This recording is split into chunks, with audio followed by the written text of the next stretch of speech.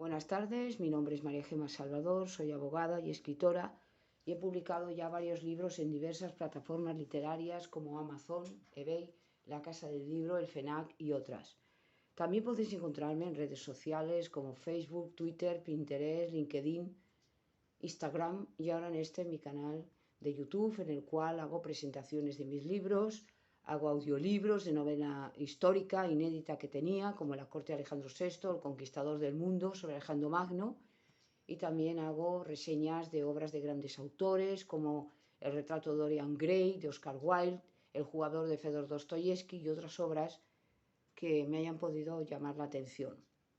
Entonces, he abierto un ciclo dedicado a la palabra de Dios, a la Biblia, y he empezado con Jesucristo, el Hijo de Dios, y voy hablando de los grandes profetas del pueblo de Israel. Y siguiendo con esta línea, vamos a abordar ahora uno de los capítulos más relevantes y más tristes respecto de la historia, no ya del pueblo de Israel, sino de la humanidad. Porque el pueblo de Israel podemos decir que empieza, como todo el mundo sabe, con Jacob, que es el nieto de Abraham, hijo de Isaac, y a partir de aquí se le cambia el nombre a Israel. Pero antes no podemos hablar de los israelitas ni de los hebreos, sino que hablamos de la humanidad. Entonces, después, muchos años después del diluvio, y cuando ya los hijos de Noé, Sem, Cam y Jafet habían tenido descendientes, un bisnieto de Cam, uno de los hijos de Noé, sobre el que precisamente cayó la maldición, como sabemos, porque cuando el padre estuvo ebrio, Noé estuvo ebrio por el vino, por el fruto de la vid, Cam se rió de él, mientras que sus otros dos hermanos le cubrieron. Entonces cuando Noé se dio cuenta, se enteró, es cuando le lanza la maldición diciendo que este hijo iba a ser esclavo de los demás hermanos. Y es curioso porque esto sí que va a ocurrir. Los hebreos en la tierra de Egipto son los que van a sufrir esta maldición. Y Cam estuvo en Egipto, los descendientes de Cam. Entonces, un bisnieto de este, hijo de Noé, se llama Nimrod. Y Nimrod es el que edifica o manda edificar la famosa Torre de Babel, que es lo que vamos a estudiar. La Torre de Babel, que fue hecha o construida en Babel, en Babilonia la Grande, en la tierra de Sinar, de la cual luego surgirá un personaje importantísimo como es Abraham, en Ur de Caldea. Este rey, este guerrero, este jefe, se le ocurre, que era un gran cazador, se le ocurre edificar una torre que llegara hasta el cielo. Entonces, ¿por qué le dio por hacer esto? Porque las cosas no salen de un día para otro. El hombre llegó a tal extremo de rebeldía cuando Dios le dice a Noé que sus hijos y descendientes cubrieran la tierra, es decir, se dispersaran sobre la tierra, para que existieran los pueblos de la tierra, para que no hubiera esa mezcla siempre entre los mismos, pues, ¿qué es lo que hacen? Todo lo contrario. En vez de haber hecho caso de Dios, se quedan ahí concentrados. Por eso Dios muchas veces no quiere que estemos concentrados en las ciudades, porque no es bueno para nosotros desde ningún punto de vista. Y esos hombres que se quedan concentrados en la ciudad, en esa población, en esa aldea, en ese sitio, ¿qué es lo que hace? Se les ocurre construir una ciudad que llegue hasta los cielos. En realidad es la soberbia, la primera rebelión a nivel general. Primero había sido la de Adán, la de Caín, cuando mata a su hermano Abel, y después ya se empieza a pudrir todo, como ya habíamos explicado cuando hablábamos del profeta Enoc, y Matusalén, y después Noé, viene el diluvio. Y entonces deciden ya construir la torre. La torre de Babel se construye, se va construyendo. Entonces, un día, Dios y el ángel del Señor y Cristo bajan a la tierra. Bueno, entre ellos hablan y dicen, vamos a bajar a ver qué está ocurriendo, ¿no? En la tierra, qué está pasando aquí. Entonces dice, al descender, dice, descendamos y confundamos las lenguas de los hombres, la lengua de los hombres, ¿para qué? Para que no se entiendan entre ellos, provoque confusión y se dispersen. Y así ocurrió. Bajó Dios, desciende con Cristo, descienden los dos, descienden, y empiezan a confundir la lengua. Se hablaba una lengua común, es decir, la humanidad hablaba una lengua.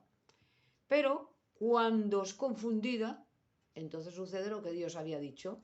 Empiezan a no entenderse, y claro, al no entenderse los obreros dejan de trabajar, a Nimrod no le entienden tampoco. Hay una película muy buena que se llama La Torre de Babel, precisamente, que la podéis ver porque es perfecta y además es breve, pero demuestra exactamente lo que ocurrió, ¿no?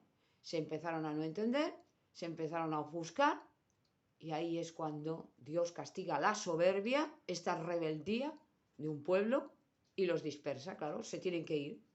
Entonces se van agrupando según ya su idioma y luego ya según la tribu y tal. Y se cumple lo que Dios quería, que se dispersaran, ¿no? Que no se concentraran. Y de Sem, Cam y Jafet surgen las razas de la tierra. Los hijos de Sem son los israelitas o hebreos. Los de Cam van, digamos, a África, Sem sería Asia, y los de Jafet, Europa, América. Entonces se van, de alguna manera, diseminando. Pero Babel significa confusión. Y, por otro lado, también, ahí es donde surge toda la desgracia en Babilonia. Lo que es la magia, la hechicería, la astrología, bueno, todas estas barbaridades, todas estas religiones, ahí es donde nacen. En Babilonia, la grande, la gran ramera del Apocalipsis. Babilonia es una palabra que se menciona constantemente, la que más se menciona junto con Egipto, que viene a ser la perdición y la creación del hombre por la religión. Es decir, el hombre no contento con Dios y no entendiendo lo que es Dios y no siguiendo a Dios y diciéndole no a Dios, pues tiene que crear religiones y tiene que crear algo para poder adorar. Y hace idolatrías y hace barbaridades, ¿no?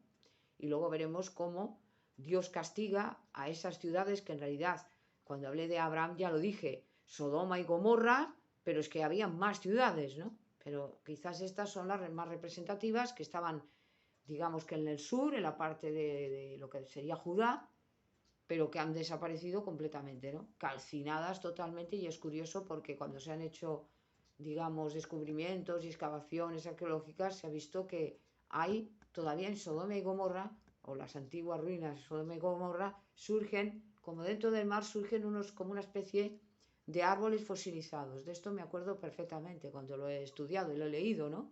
O sea que sí que es verdad que existió Sodoma y Gomorra. Dios mandó azufre, quemarlo con azufre, a la ciudad. Y las únicas personas que se salvaron fueron Lot, su mujer y sus hijas, salvadas precisamente por los ángeles que Dios mandó destruir la ciudad.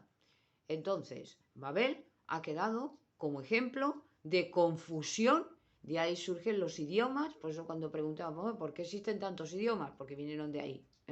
Todo tiene una explicación.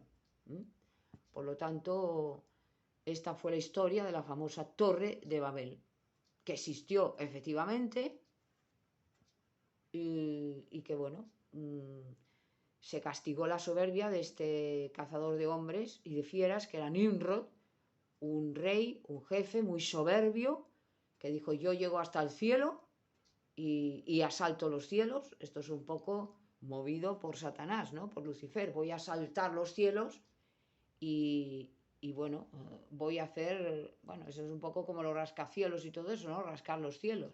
Seguir lo más alto, lo más alto, lo más alto, hasta llegar arriba de todo.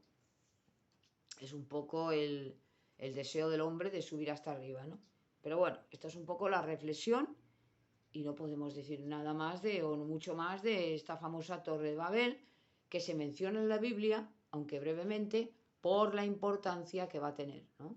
La trascendencia que va a tomar. Y además de esa tierra va a surgir Abraham. Un tiempo después, se dice que más o menos pues unos 30 años después que muriera Noé, surge Abraham, Dios le llama desde Babilonia, para formar un pueblo, una nación, ser el padre de las naciones, el padre de los creyentes, que se le llama Abraham, y que compartimos no solamente nosotros los cristianos, sino también lo comparten los musulmanes y lo comparten los judíos, el padre Abraham. Dicen, somos los descendientes de Abraham, dicen los judíos, ¿no? El padre Abraham. Bueno, también es mencionado por Jesucristo en el Evangelio varias veces Abraham, el justo Abraham, el amigo de Dios, que ya he hablado de él, pero que no podía dejar pasar por alto la famosa Torre de Babel, ¿no?